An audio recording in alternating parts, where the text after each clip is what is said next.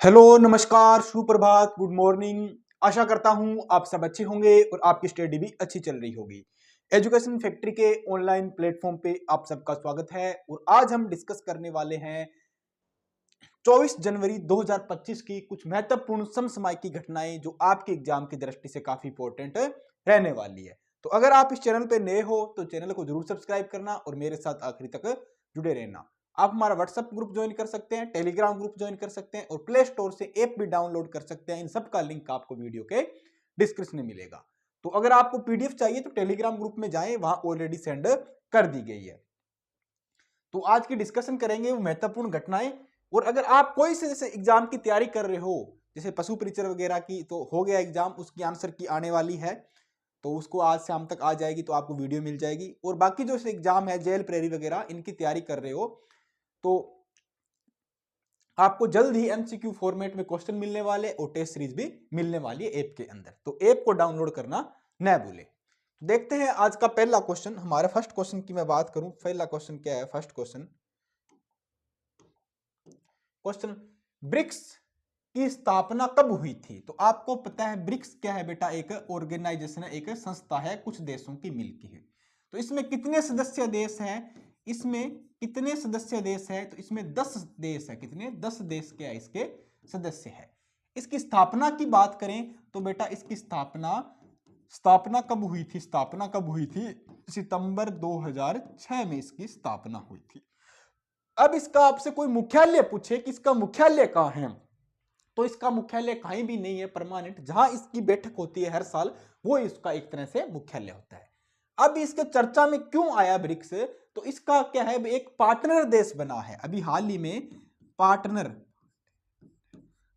सदस्य बना है। पार्टनर देश की मैं बात करूं, अब इसका एक पार्टनर देश बना है, तो वो कौन सा है?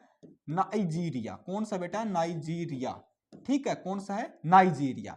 इसके कुल पार्टनर देश कितने हैं? कुल पार्टनर देश की मैं बात करूं तो 9 कुल पार्टनर देश है। अगर सदस्य देश की बात करें तो सदस्य देश कितने हैं? 10 है। तो पार्टनर देश कौन बना है हाल ही में? नाइजीरिया बना है। और 10वां सदस्य कौन बना है?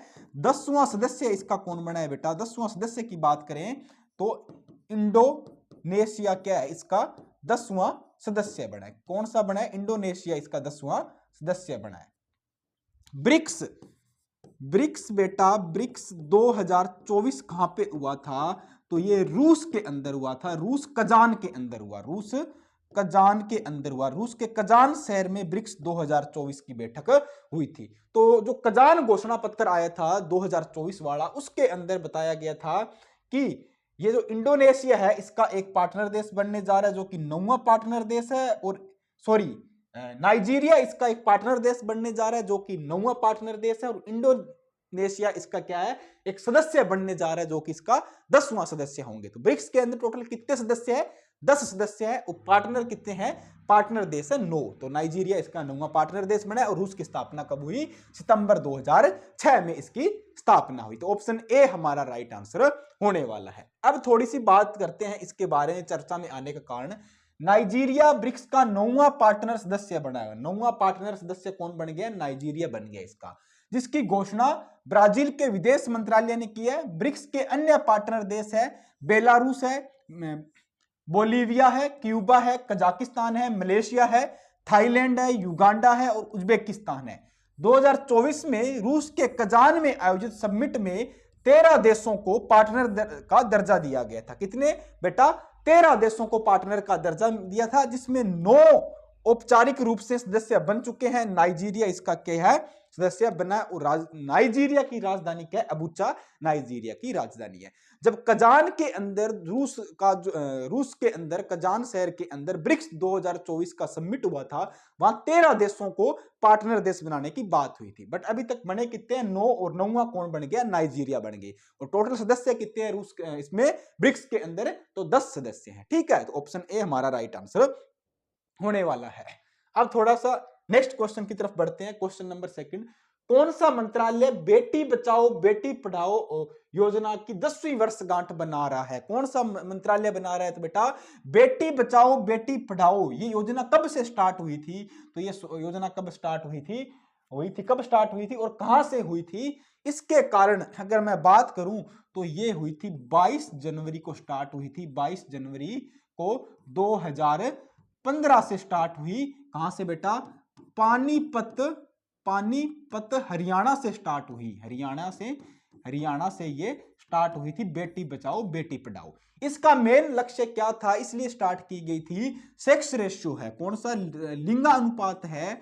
अगर मैं सेक्स रेशियो की बात करूं या लिंगानुपात की बात करूं, लिंगानुपात को बढ़ाने के लिए ये स्टार्ट की गई थी। मतलब लिंगानुपात क्या होता है, 1000 पुरुष पर महिलाओं की संख्या, 1000 पुरुष पर महिलाओं की संख्या क्या होती है, लिंगानुपात, महिलाओं की संख्या। और भारत में कितना लिंगानुपात है, 2011 की जनगणना के अकॉर्डिंग बात करें तो भारत का लिंगानुपात है 943। कितना है बेटा, 943। अब देख लो, भारत के अंदर 57 लोग कुंवारे रहने वाले हैं, 57 लड़के हैं जिनकी शादी नहीं होगी, जिसको कुंवारे बोल सकते हो या कुछ भी बोल सकते हो, आप रंडुआ बोलो, कुछ भी बोलो, इन 57 लोगों की शादी नहीं होने वाली है। भारत के अंदर सेक्स रेशियो कितना है, 1000 पुरुषों पे 943 महिलाएं हैं। तो ये कहां से स्टार्ट हुआ था, पानीपत हरियाणा से स्टार्ट हुआ था। अब हरियाणा से ही क्यों स्टार्ट हुआ कि भारत के अंदर सबसे कम लिंगानुपात किसका है, सबसे कम लिंगानुपात की बात करूं, कम लिंगानुपात किसका है, लिंगानुपात कौन से राज्य का है बेटा, तो वो है हरियाणा। किसका है, हरियाणा का है। सर्वाधिक किसका है, सर्वाधिक की है, सर्वाधिक किसका है, सर्वाधिक और सब, या बात करें सबसे ज्यादा लिंगानुपात कौन सा राज्य है, तो वो है बेटा केरल का सबसे ज्यादा है, सबसे ज्यादा यहाँ पे लिंगानुपात है। कौन सा मंत्रालय बना जारी कर रहा है, कौन सा मंत्रालय 10वीं वर्षगांठ बना रहा है, तो महिला एवं बाल विकास मंत्रालय, महिला एवं बाल विकास मंत्रालय। और इसकी मंत्री कौन है, अन्नपूर्णा देवी, अन्ना देवी कौन है बेटा, अन्ना देवी इसकी मंत्री है। कौन है, अन्नपूर्णा देवी इसकी मंत्री है। कौन है, अन्नपूर्णा देवी इसकी क्या है, मंत्री है। कौन है, अन्नपूर्णा देवी क्या है, हमारी क्या है, महिला एवं बाल विकास मंत्री है। तो अब सारी चीजें याद रखना है। इसकी शुरुआत कहां से हुई थी, बेटी बचाओ बेटी पढ़ाओ, महिला जो सेक्स रेशियो है इसको बढ़ाने के लिए, लड़कियों की है जो शिक्षा को बढ़ाने के लिए, समाज में उनका स्तर बढ़ाने के लिए शुरुआत की गई थी पानीपत हरियाणा से। 1000 पुरुषों पे महिलाओं की संख्या क्या होती है, सेक्स रेशियो, लिंगानुपात होता है। भारत की 2011 की जनगणना के अनुसार कितना, 943 है। सबसे कम हरियाणा का और सबसे अधिक किसका है, केरल का है। और कौन कर रहा है, महिला एवं बाल विकास मंत्रालय, जो महिला एवं बाल विकास मंत्री कौन है, अन्नपूर्णा देवी है। ऑप्शन ए हमारा राइट होगा। अब थोड़ा देखें, बेटी बचाओ बेटी पढ़ाओ योजना की 10वीं वर्षगांठ महिला एवं बाल विकास मंत्रालय बना रहा है। राज्य एवं जिला स्तर पर तो 22 जनवरी को होगी और 26 जनवरी और 8 मार्च को विशेष कार्यक्रम आयोजित होगा। उद्घाटन समारोह में नई दिल्ली के विज्ञान भवन में हुआ है, इसमें केंद्रीय मंत्री जेपी नड्डा, अन्नपूर्णा देवी और सावित्री ठाकुर भी क्या हुए हैं, शामिल हुए हैं। तो अन्नपूर्णा देवी क्या हमारी महिला एवं बाल विकास मंत्री है। पहले कौन होती थी, मेनका गांधी होती थी। अब की बार उन्होंने क्या है, वो चुनाव ही नहीं जीत पाई थी। तो ये कौन सी 10वीं वर्षगांठ है, बेटी बचाओ बेटी पढ़ाओ की। क्वेश्चन नंबर तीसरा, ओडिशा के जाजपुर जिले का रत्नगिरी बौद्ध स्थल किन नदियों के बीच स्थित है। तो उड़ीसा के अंदर जो जाजपुर जिला है वहां क्या है बेटा, रत्नगिरी बौद्ध स्थल है। कौन है बेटा, रत्नागिरी बौद्ध स्थल है, रत्नागिरी बौद्ध स्थल है। ये कौन सी नदियों के बीच में बसा हुआ है, रत्नागिरी बौद्ध स्थल की बात करूं तो कौन सी, गंगा और यमुना, गंगा एवं यमुना की बात करते हैं। कौन है, गंगा और यमुना के बीच में बसा हुआ है। अब बौद्ध की बात आई है तो गौतम बुद्ध की बात कर लेते हैं। गौतम बुद्ध का जन्म कहां पे हुआ था, गौतम बुद्ध का जन्म की बात करूं, गौतम बुद्ध का जन्म कहां हुआ था, गौतम बुद्ध का जन्म कहां हुआ था भाई, बुद्ध का जन्म कहां हुआ था, गौतम बुद्ध का जन्म कहां हुआ था, तो ये लुम्बिनी में हुआ था। बुद्ध का जन्म कहां हुआ था, लुम्बिनी में। कहां पे बेटा, कहां पे हुआ था, लुम्बिनी। लुम्बिनी कहां है, लुम्बिनी कहां है, नेपाल में। लुम्बिनी में इनका जन्म हुआ था। ठीक है, इनके जन्म का नाम क्या था, जन्म का नाम का क्या था रे, जन्म का नाम करें, जन्म का नाम क्या था, जन्म का नाम क्या था, जन्म का नाम क्या था, सिद्धार्थ था। क्या, सिद्धार्थ इनका जन्म का नाम था। ठीक है, इनको ज्ञान कहां प्राप्त हुआ, देखो ज्ञान की प्राप्ति, ज्ञान की किसकी, रुको, ज्ञान की प्राप्ति इनको कहां हुई थी, ज्ञान की प्राप्ति कहां हुई थी, तो ज्ञान की प्राप्ति इनको कहां थी, बोध गया। कहां पे, बोध गया बिहार में इनको ज्ञान की प्राप्ति हुई थी। ठीक है, इन्होंने पहला उपदेश, अब पहला उपदेश कहां दिया था, पहला उपदेश कहां दिया था, तो पहला उपदेश सारनाथ में दिया था। कहां पे, सारनाथ वाराणसी में दिया था। ठीक है, सारनाथ वाराणसी में इन्होंने अपना पहला उपदेश दिया था। ठीक है, सारनाथ वाराणसी में इन्होंने पहला उपदेश दिया था। इनकी मृत्यु कहां पे हुई, अगर इनकी मृत्यु की बात करते हैं तो वो कुशीनगर, मृत्यु कहां हुई थी, कुशीनगर उत्तर प्रदेश में क्या इनकी, यूपी के अंदर क्या इनकी मृत्यु हुई थी। अब देखो बुद्ध के बारे में सारी बात हो गई। जन्म कहां, लुम्बिनी नेपाल में हुआ, जन्म का नाम सिद्धार्थ था, ज्ञान की प्राप्ति बोध गया बिहार में हुई, पहला उपदेश सारनाथ वाराणसी में दिया, मृत्यु क्या कुशीनगर उत्तर प्रदेश के अंदर हुई थी। तो उड़ीसा के अंदर जो जाजपुर जिला है वहां रत्नागिरी बौद्ध स्थल कौन सी नदियों पे बने हैं, गंगा और यमुना पे। कहां पे, गंगा और यमुना पे। ऑप्शन ए हमारा राइट आंसर होने वाला। अब एग्जाम में कैसा भी क्वेश्चन आए, देखो आपको सब पता होना चाहिए, बुद्ध के बारे में पूछे, उड़ीसा के बारे में पूछे, या बौद्ध रत्नागिरी स्थल के बारे में पूछे, यहां ही सही क्वेश्चन आना चाहिए, एग्जाम में आपका ही राइट होना चाहिए। ठीक है, थोड़े इसके बारे में देखते हैं। उड़ीसा के जाजपुर जिले के रत्नागिरी बौद्ध स्थल पर ASI archaeology survey of India, archaeology survey of India जो हमारा पुरातात्विक स्थल विभाग को जो खोज करता है, उसने 1200 साल पुराना बौद्ध मठ मिला है, जिसे दिसंबर 2024 में शुरू हुए उत्खनन का नेतृत्व प्रज्ञाप्ति का प्रधान को किया है। इसमें भगवान बुद्ध की मूर्तियां, मिट्टी के बर्तन, मनके, पत्थर के खंबे, 5 फुट लंबी हाथी की मूर्ति, विशाल बुद्ध का सिर और अन्य विशेष अवसर मिले। यह स्थल 6वीं से लेकर 12वीं शताब्दी के एक प्रमुख बौद्ध केंद्र रहा है, जिसका पतन मुस्लिम आक्रमण के कारण हुआ था। आर्कियोलॉजी सर्वे इंडिया ने वहां पे कुछ खुदाई की, तो वहां पे खुदाई में बहुत सारी चीजें मिली है, जैसे मूर्तियां हैं, पत्थर है, मनके हैं, या बर्तनों की बात करें, ये सब चीजें मिली है। और ये 6वीं से 13वीं शताब्दी के बारे में बताता है, और बुद्ध के अवशेष बताता है, बुद्ध संप्रदाय से, बुद्ध के लोगों से जुड़े हुए अवशेष बताता है। ठीक है, जिसका पतन किसके कारण हुआ था, मुस्लिम आक्रमण के कारण पतन का पता लगता है।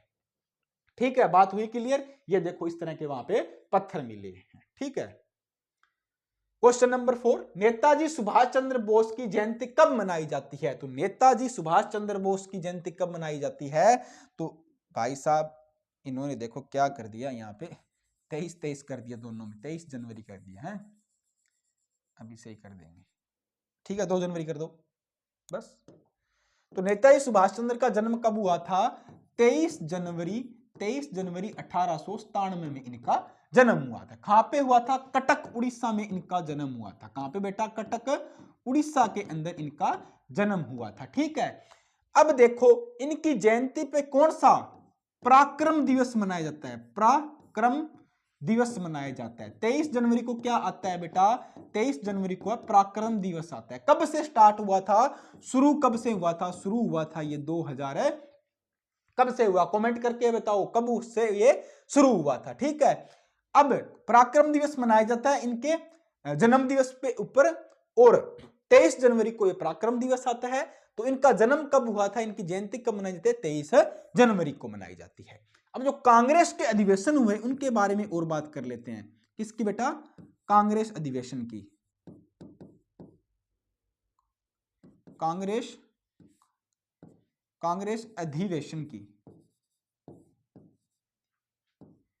अधिवेशन की बात करूं मैं, कांग्रेस अधिवेशन की, तो 1938 और 1939 में 2 अधिवेशन के अध्यक्ष कौन रहे थे, सुभाष चंद्र। 1938 और 1939 के जो 2 अधिवेशन हुए थे उनकी अध्यक्षता किसने की थी, सुभाष चंद्र बोस ने की थी। 1938 वाला कहां पे हुआ था, हरिपुरा में हुआ था। कहां पे बेटा, हरिपुरा। 1939 वाला त्रिपुरी में हुआ था। कहां पे, त्रिपुरी में हुआ था। ठीक है, तो कांग्रेस के 2 अधिवेशन में इन्होंने अध्यक्षता की, 1938 और 1939 के बारे में हरिपुरा 1938, 1939 त्रिपुरी में हुआ था। फॉरवर्ड ब्लॉक की स्थापना किसने की थी, फॉरवर्ड ब्लॉक की स्थापना किसकी किसकी बेटा, फॉरवर्ड ब्लॉक की स्थापना भी किसने की थी, ब्लॉक की स्थापना भी किसने की थी, स्थापना भी किसने की, सुभाष चंद्र बोस ने की थी। फॉरवर्ड ब्लॉक की स्थापना की, कांग्रेस के अधिवेशन में भाग लिया, पराक्रम दिवस इनके दिवस के रूप में मनाया जाता है। 23 जनवरी 1897 में इनका जन्म हुआ था। इन्होंने एक नारा दिया, तुम मुझे खून दो, तुम मुझे, क्या नारा दिया था, तुम मुझे खून दो, मुझे खून दो, मैं तुम्हें आजादी दूंगा, मैं तुम्हें आजादी दूंगा। ये नारा किसने दिया था, सुभाष चंद्र बोस ने दिया था। किसने, सुभाष चंद्र बोस ने दिया था। तो ठीक है, तो इन्होंने पराक्रम दिवस इनके 23 जनवरी में मनाया जाता है, कांग्रेस अधिवेशन। ये याद रखना, क्वेश्चन आता है कि सुभाष चंद्र बोस ने कौन से अधिवेशन में अध्यक्षता की कांग्रेस के, तो 1938 और 1939 वाले त्रिपुरी और हरिपुरा अधिवेशन में की। फॉरवर्ड ब्लॉक की स्थापना की। इनका फेमस नारा क्या, तुम मुझे खून दो, मैं तुम्हें आजादी दूंगा। ठीक है, तो ऑप्शन ए हमारा राइट आंसर होने वाला है। नेताजी सुभाष चंद्र बोस की 128वीं जयंती पर 23 जनवरी, कौन सी जयंती है, 128वीं जयंती, याद रखना, 23 जनवरी 2025 को पराक्रम दिवस मनाया जाएगा। इस कार्यक्रम का उद्घाटन उड़ीसा के मुख्यमंत्री मोहन चरण मांझी द्वारा की गई है। नेताजी का जन्म स्थल कहां है, कटक उड़ीसा में, वहां पे होने वाला है। नेताजी का जन्म 23 जनवरी 1897 को कटक उड़ीसा में हुआ था। उन्होंने presidency college of स्कॉटिंग church college Kolkata से शिक्षा ली। 1938 और 1939 में कांग्रेस के अध्यक्ष भी बने, लेकिन बाद में फॉरवर्ड ब्लॉक की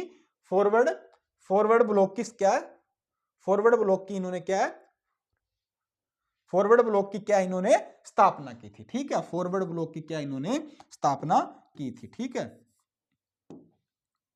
किसकी, फॉरवर्ड ब्लॉक की क्या इन्होंने स्थापना की थी। ठीक है, तो ये इनके बारे में हो गई जानकारी। चलते हैं क्वेश्चन नंबर 5 की तरफ।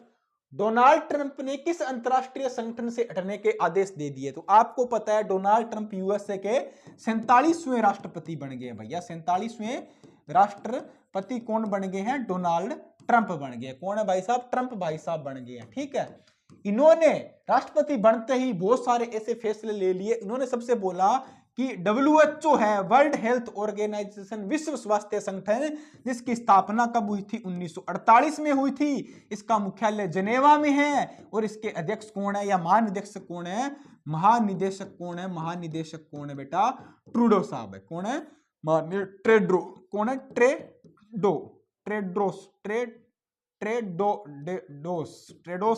ट्रेडोस क्या है, इसके महानिदेशक है। तो इन्होंने बोला कि हम, WHO है, वर्ल्ड हेल्थ ऑर्गेनाइजेशन है, जिनेवा स्विट्जरलैंड में इसका मुख्यालय। ठीक है, इससे क्या हम पुल आउट करते हैं, हम इसका पार्ट नहीं रहेंगे। क्यों नहीं रहेंगे, इन्होंने बोला कि जब कोरोना आया था, लॉकडाउन लगा था, इतना बड़ा वायरस आया, महामारी आई विश्व के अंदर, तो WHO ने पहले नहीं बताया कि चाइना द्वारा फैलाए जाने वाला कोरोना वायरस आ रहा है। कोरोना आने के बाद बोलता है कि कोरोना वायरस आ गया। तो ऐसे संगठन में जुड़ के हम क्या करेंगे, ये कोई काम का नहीं है भाई साहब, ये इससे पीछे हट गए। और जो 2015 का जो पेरिस जलवायु सम्मेलन था ना, पेरिस जलवायु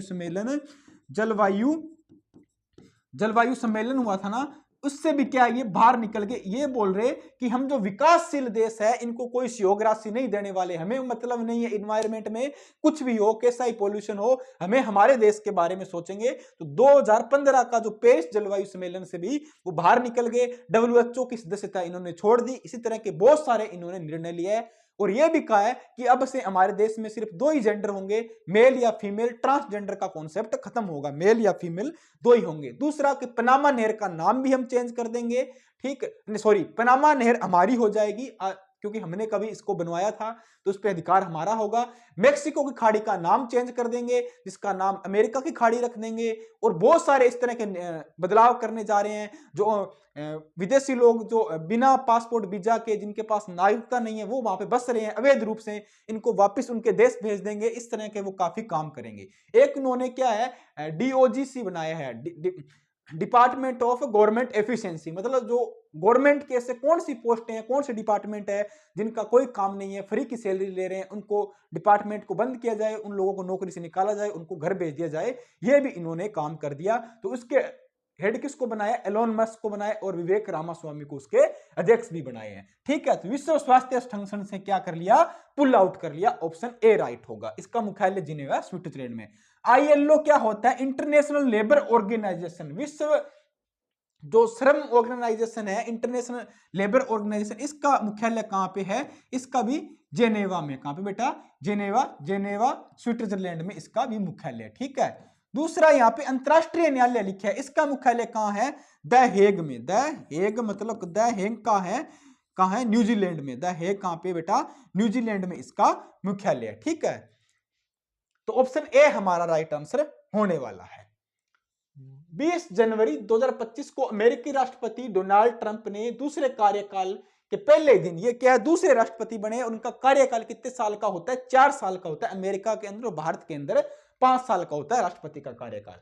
तो पहले दिन कई आदेशों पर हस्ताक्षर किए हैं। ये देखो भाई साहब लगे पड़े हैं, जल्दी जल्दी हस्ताक्षर कर रहे हैं, जिन्होंने डब्ल्यूएचओ और 2015 के पेरिस जलवायु समझौते से अमेरिका की वापिस में शामिल हो गए, मतलब वापिस ही शामिल कर ली, वापिस हो गए, उनसे बाहर निकल गए। ट्रंप ने डब्ल्यूएचओ पर कोविड-19 महामारी और अन्य संकटों को ठीक से न संभालने का गंभीर आरोप लगाया कि जो कोविड आया था उसके बारे में आप नहीं संभाल पाए, लोगों को अवेयर नहीं कर पाए। तो अमेरिका डब्ल्यूएचओ का सबसे बड़ा योगदान करता है और पेरिस समझौते से वापसी का आदेश 2017 में भी दिया था। और अब क्या है? पेरिस जलवायु समझौते से भी बाहर हो गए और डब्ल्यूएचओ से भी क्या है? ये बाहर हो गए। ठीक है, तो क्वेश्चन इंपॉर्टेंट है, आपके एग्जाम में कहीं ना कहीं जरूर देखने को मिलेगा। क्वेश्चन नंबर 6, राष्ट्रीय बालिका दिवस कब मनाया जाता है? तो राष्ट्रीय बालिका दिवस की मैं बात करूं, ये कब मनाया जाता है और क्यों मनाया जाता है? राष्ट्रीय बालिका दिवस कब मनाया जाता है? तो राष्ट्रीय बालिका दिवस कब मनाया जाता है? राष्ट्रीय बालिका दिवस की बात करें, बालिका दिवस कब आता है बेटा? राष्ट्रीय बालिका दिवस कब आता है? ये आता है 24 जनवरी को। ठीक है, 24 जनवरी को क्या है बेटा? राष्ट्रीय बालिका दिवस आता है। अगर आपसे पूछे अंतरराष्ट्रीय कब आता है? अंतरराष्ट्रीय कब आता है? अंतरराष्ट्रीय बालिका दिवस कब आएगा? इंटरनेशनल वाला ये कब आएगा? तो ये आएगा 11 अक्टूबर को। ठीक है, कब आएगा? 11 अक्टूबर को अंतरराष्ट्रीय बालिका दिवस आएगा। राष्ट्रीय महिला दिवस की बात करें, राष्ट्रीय महिला दिवस की बात करें, महिला दिवस कब आता है? महिला दिवस तो ये कब आता है? 13 फरवरी को आता है। सारे लिख लेना। अंतरराष्ट्रीय की बात करूं, अंतरराष्ट्रीय महिला दिवस की बात करूं, अंतरराष्ट्रीय महिला दिवस की बात करूं तो ये कब आता है बेटा? महिला दिवस आता है तुम्हारा 8 मार्च को। कब आता है? 8 मार्च को अंतरराष्ट्रीय महिला दिवस। अब देखो 4 क्वेश्चन हो गए। राष्ट्रीय बालिका दिवस 24 जनवरी को, अंतरराष्ट्रीय बालिका दिवस 11 अक्टूबर को, राष्ट्रीय महिला दिवस 13 फरवरी को और अंतरराष्ट्रीय महिला दिवस 8 मार्च को मनाया जाता है। तो राष्ट्रीय बालिका दिवस 24 जनवरी को सेलिब्रेट हर साल किया जाता है। ये इसलिए किया जाता है कि महिलाओं का इंपावरमेंट है, वुमेन जो बालिकाएं हैं, इनको स्वास्थ्य सुरक्षा, इनकी पोषण के बारे में ध्यान रखा जाए, इनको शिक्षा के अंदर बढ़ावा दिया जाए, वुमेन इंपावरमेंट की बात की जा रही है। ठीक है, सेक्स रेशो बढ़ाया जाए, मतलब लिंगानुपात में वृद्धि की जाए, जो इनकी जो मृत्यु दर है इसको कम किया जाए और जन्म दर को बढ़ावा मिलनी चाहिए। इन सब चीजों को बढ़ाने के लिए के राष्ट्रीय बालिका दिवस हर साल 24 जनवरी को मनाया जाता है और सेलिब्रेट कौन करता है? महिला एवं बाल विकास मंत्रालय इसको मनाता है। राष्ट्रीय बालिका दिवस भारत में हर साल 24 जनवरी को मनाया जाता है, जिसे महिला एवं बाल विकास मंत्रालय 2008 में शुरू किया था। यह दिन लड़कियों के अधिकारों को, शिक्षा की, स्वास्थ्य की, पोषण के महत्वपूर्ण जागरूकता बढ़ाने के उद्देश्य से मनाया जाता है। पूर्व प्रधानमंत्री इंदिरा गांधी को नारी शक्ति के रूप में भी याद किया जाता है। पूर्व प्रधानमंत्री जो हमारी इंदिरा गांधी जी थी, उनको भी इस दिन याद किया जाता है नारी शक्ति के रूप में। तो इसलिए क्या मनाया जाता है? अंतरराष्ट्रीय बालिका दिवस हर साल 24 जनवरी को। ठीक है, चलते हैं नेक्स्ट क्वेश्चन। शतरंज विश्व कप 2024 की मेजबानी कौन करेगा? तो शतरंज विश्व कप 2024 की शतरंज विश्व कप 2025 की विश्व कप 25 कौन मेजबानी कौन कर रहा है 2025 की? तो कौन कर रहा है बेटा? भारत कर रहा है। कौन? भारत कर रहा है। ठीक है, अब आपसे पूछे कि अभी हाल ही में वर्ल्ड चैंपियनशिप कौन जीते हैं शतरंज की, ठीक है, वर्ल्ड शतरंज चैंपियनशिप कौन जीते हैं, तो लिख लेना डी गुकेश। कौन है? गुकेश, डी गुकेश जीते हैं भैया। विश्व के सबसे कम उम्र के चैंपियनशिप है, वर्ल्ड चैंपियनशिप बने शतरंज के अंदर डी गुकेश, जो कि भारत के हैं, ठीक है, और सबसे कम उम्र के वर्ल्ड चैंपियनशिप बनने का इन्होंने कारनामा कर दिया है। भारत क्या है, विश्व शतरंज चैंपियनशिप करने जा रहा है 2025 की ऑर्गेनाइजेशन। अब आपसे पूछे भारतीय महासंघ जो शतरंज है उसके अध्यक्ष कौन है? भारतीय शतरंज महासंघ के अध्यक्ष, भारतीय शतरंज महासंघ के अध्यक्ष कौन है? संघ के अध्यक्ष आपसे पूछे तो कौन है? इसके अध्यक्ष कौन है बेटा? इसके अध्यक्ष कौन है? नितिन नारंग क्या है इसके अध्यक्ष? नितिन नारंग क्या है इसके अध्यक्ष है? किसके? भारतीय शतरंज महासंघ के अध्यक्ष है। तो ऑप्शन ए हमारा राइट आंसर होने वाला है, ऑप्शन ए इसका राइट आंसर होगा। यह भी याद रखना। और वर्ल्ड चैंपियनशिप शतरंज की अब की बार कौन जीते हैं? डी गुकेश जीते हैं, विश्व के सबसे कम उम्र की खिलाड़ी है। और भारतीय शतरंज महासंघ के अध्यक्ष कौन है? नीतीश नारंग। भारत 31 अक्टूबर से 27 नवंबर 2025 तक का FIDA शतरंज विश्व कप 2025 की मेजबानी करने के लिए तैयार है। इसकी घोषणा अखिल भारतीय शतरंज महासंघ के एक वरिष्ठ अधिकारी ने की है। हालांकि अभी तक इसकी मेजबानी की मतलब औपचारिक घोषणा नहीं हुई, बट जल्द इसकी औपचारिक घोषणा हो जाए। कब होगी? जनवरी या फरवरी 2025 में कर दी जाएगी, ठीक है, जल्द ही इसकी औपचारिक घोषणा कर दी जाएगी। जल्द ही इसकी औपचारिक घोषणा कर दी गई थी 2024 में, बिल्कुल सही, 2024 में इसकी औपचारिक घोषणा कर दी गई थी। तो जल्द ही क्या भारत इसका विश्व शतरंज चैंपियनशिप ट्रॉफी का ऑर्गेनाइजेशन करने वाला है। क्वेश्चन नंबर 8, हाल ही में वर्ल्ड मॉन्यूमेंट्स फंड में पहली बार किसे जोखिम वाली जगहों की सूची में शामिल किया गया है? वर्ल्ड मॉन्यूमेंट का मतलब क्या होता है बेटा? वर्ल्ड मॉन्यूमेंट्स का मतलब क्या है? संकटग्रस्त स्थिति होना, पैदा होना। मॉन्यूमेंट्स का मतलब है, वर्ल्ड मॉन्यूमेंट्स मतलब जोखिम वाली जगह। मॉन्यूमेंट्स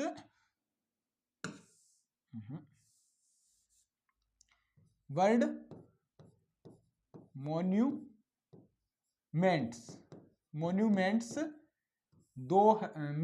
वर्ल्ड मॉन्यूमेंट्स फंड में किसको शामिल किया गया? वर्ल्ड मॉन्यूमेंट्स मतलब कौन सा होता है? संकटग्रस्त स्थिति उत्पन्न होना। कौन सी? संकटग्रस्त स्थिति या जोखिम वाली जगह, ठीक है, जोखिम वाली जगह मतलब क्या है? वर्ल्ड मॉन्यूमेंट्स के अंदर अब की बार काफी चीजें शामिल की गई, करीब 25 जगह शामिल की गई है, ठीक है। तो इसमें क्या है? चंद्रमा को भी शामिल किया गया। अब आप सोचोगे चंद्रमा पे सर कहां पे संकट आ गया?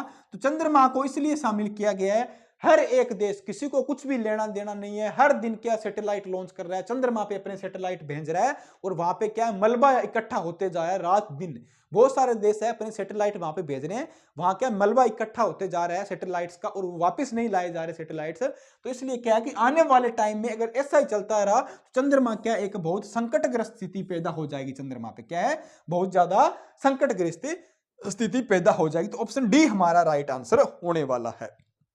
इसलिए क्या है? चंद्रमा को वर्ल्ड मॉन्यूमेंट्स के अंदर शामिल किया गया है। अब चंद्रमा की बात करते हैं तो 23 अगस्त को बेटा, 23 अगस्त को क्या है?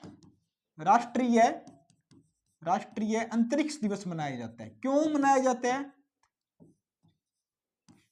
अंतरिक्ष दिवस क्यों मनाया जाता है? क्यों मनाया जाता है? कि 23 अगस्त के दिन है चंद्रयान 3 क्या हुआ था? लैंड हुआ था। चंद्रयान 3 क्या हो गया था? लैंड हो गया था। कब? 23 अगस्त को। इसलिए क्या है?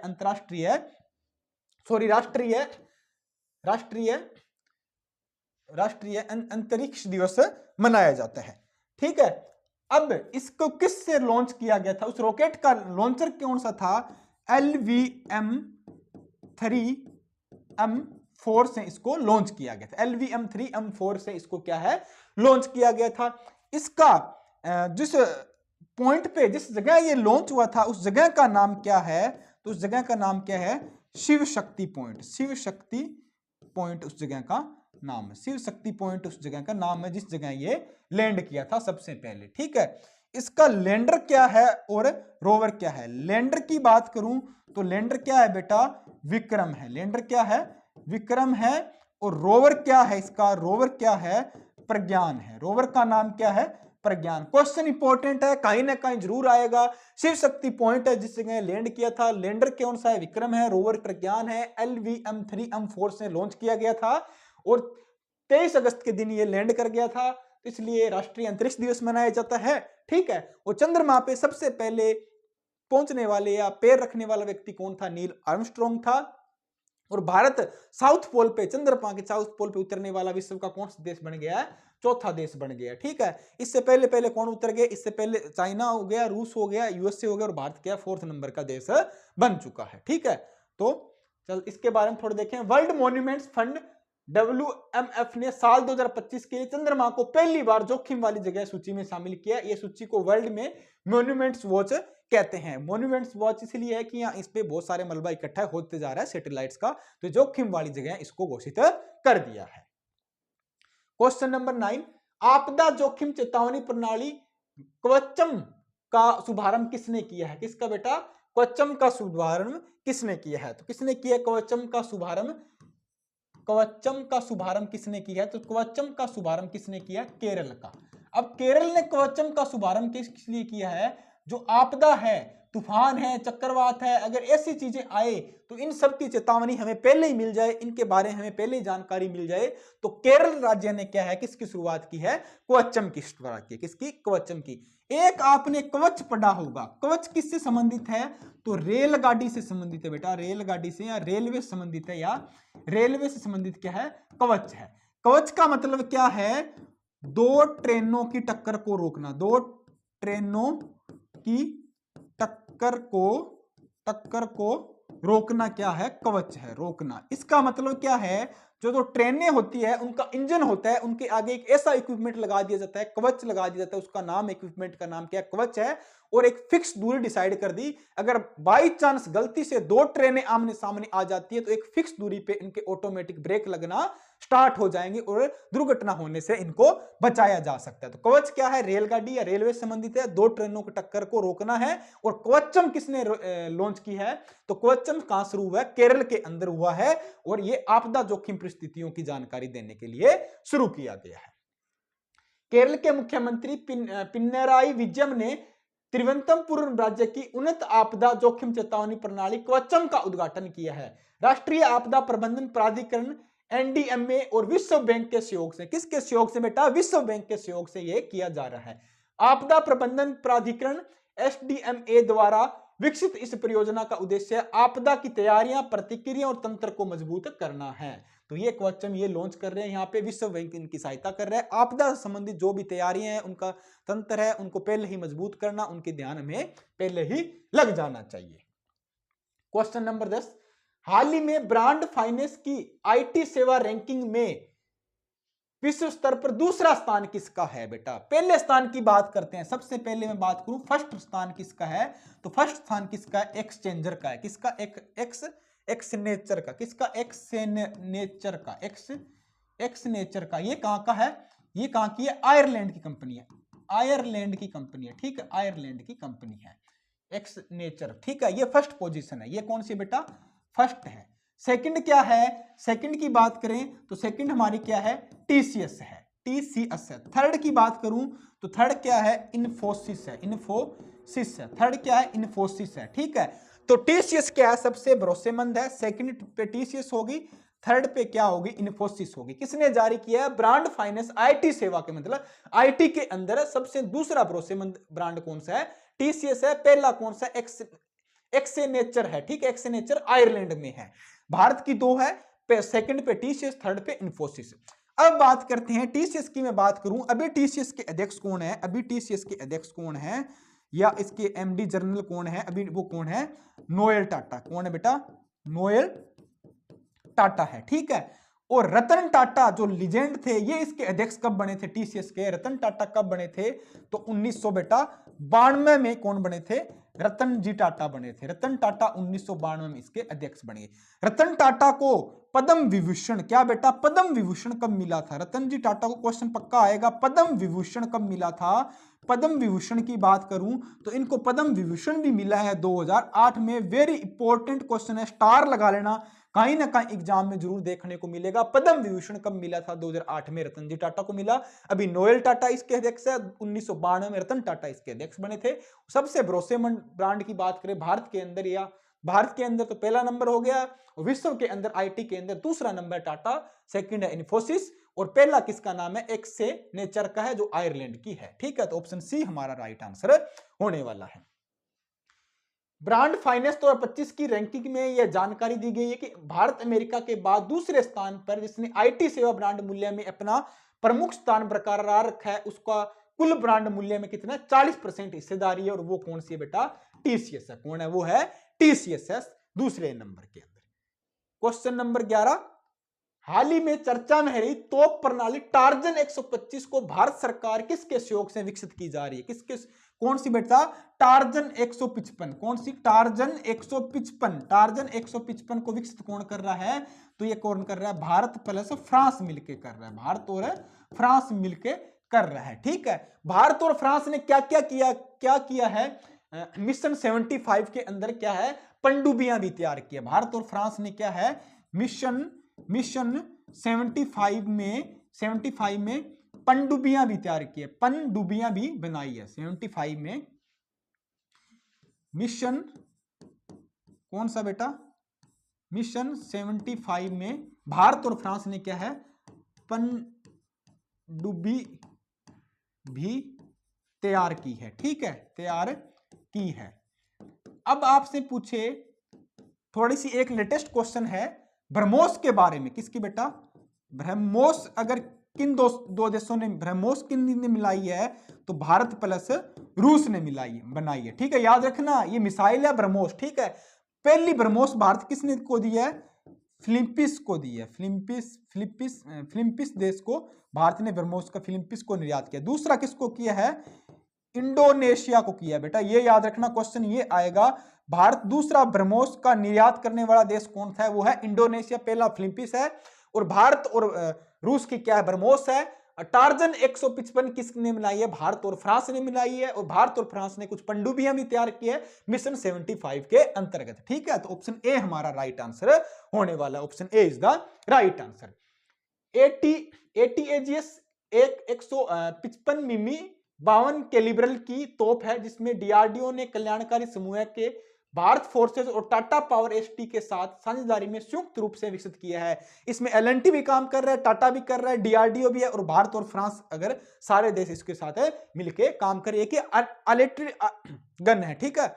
आर्टिलरी गन है। कौन सी? आर्टिलरी गन है। कौन सी बेटा? आर्टिलरी गन है, जैसे कि ये आपको दिख रही है, ठीक है। टार्जन 155। तो ये हमारे आज के मोस्ट इंपोर्टेंट 11 एमसीक्यू थे। अब हम वन लाइनर करेंगे 10 डिस्कस, और देखते हैं वो कौन कौन से हैं। केंद्रीय इलेक्ट्रॉनिक्स और आईटी मंत्री कौन है? अश्विनी वैष्णव जी, क्या है? हमारे देश के रेल मंत्री और आईटी मिनिस्टर है। तीसरा राष्ट्रीय खनन मंत्रियों का सम्मेलन कहां पे किया गया था? तो उड़ीसा पोखरण में हुआ था, ठीक है। प्रचारात्मक संरचना के लिए आरबीआई ने अन्य बैंकों के किस नंबर श्रृंखला का उपयोग करने के लिए निर्देश दिए है? तो 140, और एक दूसरा किसका थी? धोखाधड़ी लेन देन के लिए 1600 लॉन्च किया था। भारत की सबसे तटीय लेंगुन झील कौन सी है? तो वो कौन सी बेटा? चिल्का झील। क्या है? एक लेंगुन झील है। चिल्का झील क्या है? एक लेंगुन झील।